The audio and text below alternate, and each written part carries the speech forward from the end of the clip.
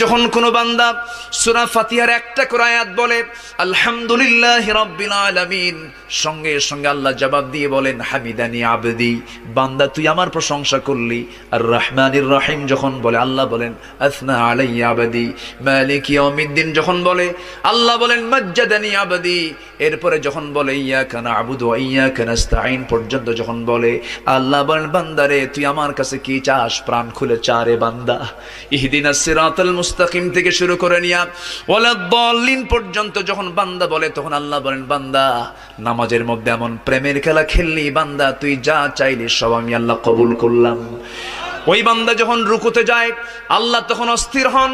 ওই বান্দা যখন সিজদায় যাওয়ার জন্য প্রস্তুতি নাই, সমস্ত ফেরেশতাকে ডাক দিয়ে বলেন ও ফেরেশতারা, এই বান্দাগুলো আমাকে দেখলো না, রাসূলকে দেখলো না, কোরআনকে দেখে হাদিসকে বিশ্বাস করে আমাকে খুশি করার জন্য তার সবচেয়ে সম্মানজনক